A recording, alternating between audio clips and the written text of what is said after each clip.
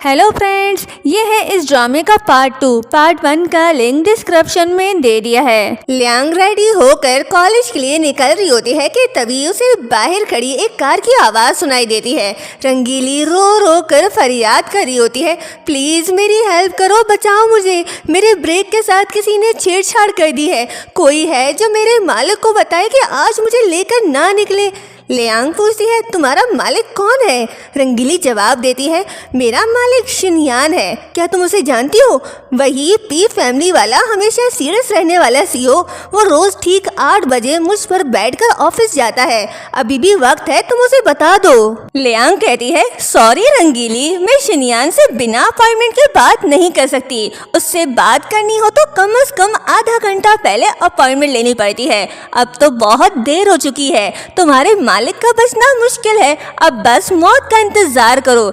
ये बोलकर वो जाने लगती है तो रंगीली घबरा कर कहती है, नहीं नहीं, मालिक के साथ जो होगा सो होगा, लेकिन मेरी तो अभी पूरी जिंदगी बाकी है। मैं भरी जवानी में कबाड़ नहीं बनना चाहती। क्या आज मालिक के साथ साथ मेरी भी कहानी खत्म हो जाएगी? तो लियांग कहती है, अरे मैं मजाक कर रही थी, जब बात किसी की जान की हो तो मैं जरूर हेल्प करूंगी। रंगीली खुशी से झूम उठी, कहती है कि शुक्रिया बहादुर लड़की, तुमने तो मेरी जान बचा ली। फिर लियांग शिनयान का इंतजार करने लगती है। कुछ देर बाद शिनयान बाहर आता है तो लियांग फौरन उसके पास जाती है और कहती है, भाई मुझे आपसे जरूरी बात करनी है। शिनयान कहता है, मैंने तुम्हें पहले ही कहा था, मुझसे बात करनी हो तो 30 मिनट पहले अपॉइंटमेंट ले लेना। लियांग फौरन जवाब देती है, यहाँ किसी की जिंदगी और मौत का सवाल है, क्या आपके पास 1 मिनट भी नहीं मुझसे बात करने के लिए? उसकी बात सुन शिनयान रुक जाता है, कहता है, तुम्हारे पास 1 मिनट है, जो कहना है जल्दी कहो। लियांग फौरन कहती है, आपकी गाड़ी के ब्रेक के साथ किसी ने छेड़छाड़ की है,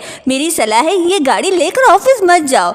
ये सुन असिस्टेंट फौरन बोल पड़ता है, सर आज आपकी बहुत इंपॉर्टेंट मीटिंग है, अगर डिले हो गई तो कंपनी का बहुत नुकसान हो जाएगा। लियांग उसकी तरफ गुस्से से देख कहती है, यहाँ तुम्हारे सीईओ की जान खतरे में है और तुम्हें मीटिंग की पड़ी है, अगर इन्हें कुछ हो गया तो तुम सबकी नौकरी भी चली जाएगी। असिस्टेंट फौरन चुप हो जाता है। शिनयान 1 सेकंड सोचता है, फिर असिस्टेंट से कहता है, इस कार को फौरन चेक करवाओ। तो लियांग कहती है, मुझे कॉलेज के लिए लेट हो रहा है, मैं चलती हूँ, गाड़ी को अच्छी तरह चेक जरूर करवा लेना। ये बोलकर वो वहाँ से चली जाती है। जब वो कॉलेज पहुँचती है तो शीशी की फ्रेंड उसके हेयर स्टाइल की तारीफ करती है, जो कल करंट लगने की वजह से क्रिएट हुआ था।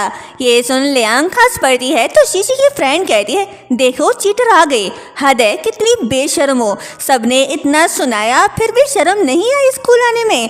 तुम हमेशा शीशी के डिजाइन कॉपी करती आ रही हो, जबकि असल सच तो इसके बिल्कुल उलट था। हमेशा शीशी ही लियांग के डिजाइन चुरा कर अपने नाम से सबमिट करती थी, लेकिन इस बार लियांग ने मन ही मन फैसला कर लिया था, अब बहुत हो गया, इस बार मैं अपनी मेहनत किसी और के नाम नहीं होने दूंगी, अब मैं अपने हक के लिए खुद लड़ूंगी। वो ने जवाब देती है, वाह तुम दोनों की जोड़ी कमाल है, पहली ड्रामा क्वीन तो दूसरी उसकी चमची, सच में तुम दोनों एक ही थाली के चट्टे बट्टे हो।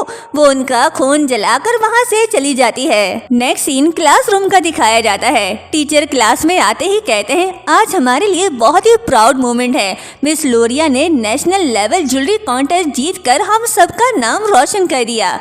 ये सुनकर पूरी क्लास तालियां बजाने लगती है। लियांग मन ही मन कहती है, ये न्यूज़ तो ज़्यादा जल्दी फैल गई, उम्मीद नहीं थी। तभी उसकी नज़र शीशी में पड़ती है। वो अपनी फ्रेंड से बहुत ही कॉन्फिडेंस के साथ कह रही होती है, मेरा ड्रीम है कि एक दिन मैं भी मिस लोरिया की स्टूडेंट बनूं। ये सुन लियांग मन ही मन कहती है, सपने देखने में कोई बुराई नहीं, लेकिन मैं तुम्हें अपनी स्टूडेंट कभी न बनाऊं। तभी टीचर टेबल पर एक बहुत ही खूबसूरत चमकता हुआ हीरा रखता है। वो कहते हैं, जो स्टूडेंट इस जेम्स स्टोन को सही पहचानेगा उसे एक्स्ट्रा मार्क्स मिलेंगे। जेम्स स्टोन को देखते ही शीशी के चेहरे पर कॉन्फिडेंस आ जाता है। उसे लगता है कि वो उसके बारे में जानती है। सारे स्टूडेंट तुक्का लगाना शुरू कर देते हैं। एक स्टूडेंट कहती है, सर ये मीडियम क्वालिटी का ग्रीन सफायर है। तभी चमकीली मतलब कि स्टोन बोल पड़ती है, मीडियम क्वालिटी?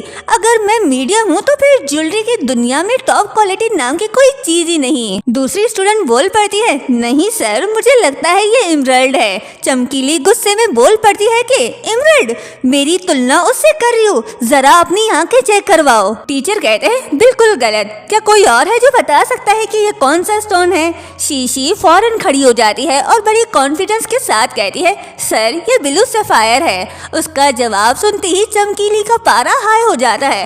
वो गुस्से में बोल पड़ती है गलत, बिल्कुल गलत। इस ओवर स्मार्ट लड़की को कुछ दिख भी रहा है या नहीं? मैं इतनी रेयर जेम स्टोन हूँ और इसने मुझे ब्लू सफायर बना दिया। लगता है आंखें खोलकर देखना भूल गई। हाय रे मेरी किस्मत, इस दुनिया में मेरी असली पहचान किसी को नहीं पता। कितनी दुख की बात है, मेरा तो मरने का दिल कर रहा है। चमकीली की बातें सुन लियांग की हंसी निकल जाती है तो शीशी फौरन उसकी तरफ देख कहती है इतनी हंसी क्यों आ रही है? अगर तुम्हें इतना पता है तो तुम ही सही जवाब दे दो। लियांग आराम से खड़ी हो जाती है और टीचर से कहती है सर ये ब्लू सफायर नहीं बल्कि एलेक्जेंड्राइट है। उसका जवाब सुनते ही पूरी क्लास हंस पड़ी। शीशी भी मुस्कुराकर कहती है वाह, कॉन्फिडेंस तो देखो, कुछ भी बोल दिया। लेकिन चमकीली खुशी से उछल पड़ी, कहती है फाइनली किसी ने तो मेरी असली पहचान की। क्या तेज नजर है, आज से तुम मेरी फेवरेट हो। तभी शीशी की चमची बोल पड़ी कितनी मजाक की बात है, क्लास की टॉप स्टूडेंट इसे ब्लू सफायर कह रही है और तुम कह रही हो कि ये एलेक्जेंड्राइट है। अगर इतना ही यकीन है तो फिर इसका रंग बदल कर दिखाओ। तो लियांग जवाब देती है ठीक है, अपनी आंखें खोल कर रखना, अभी तुम्हें असली कमाल दिखाती हूँ।